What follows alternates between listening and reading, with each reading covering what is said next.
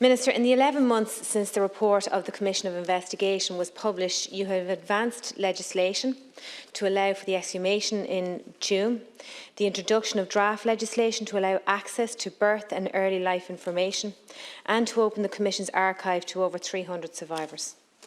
I acknowledge in your statement tonight and your commitment to establishing a national memorial and record centre related to institutional trauma during the 20th century, as well as the creation of a children's fund to honour the memory of children who died in mother and baby homes by providing supports for children who experience disadvantage in the present day.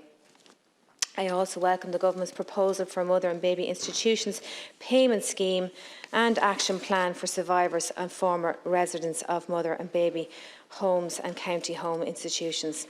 We know, and you've outlined that tonight, that will provide for almost 34,000 former residents of institutions with a financial payment, and that is to be acknowledged and welcomed.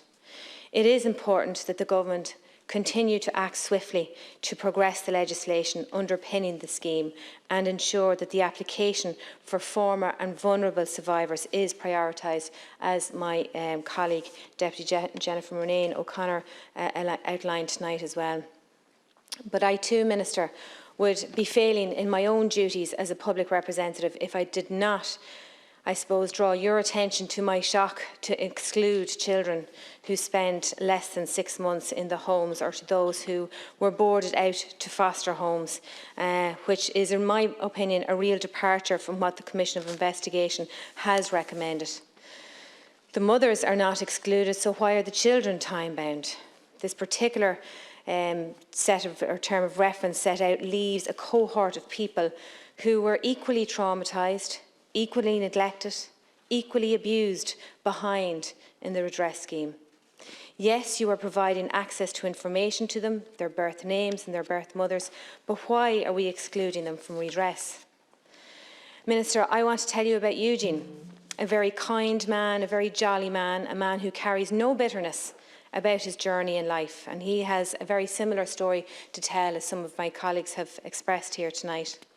He too was born to a mother and baby home, a man who eventually found his birth mother, but was further traumatised by the fact that after only 2 short meetings with his birth mother, she could not continue to meet him because of the pain it resurrected within herself from her own experience.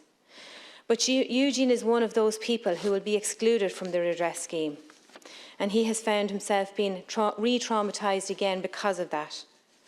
In his own words, how can we say his pain doesn't match someone who does meet the criteria? How can we say that using time to measure his hurt? So, Minister, I would ask you here tonight to provide a pathway of redress for everyone who has suffered at the hands of church and state.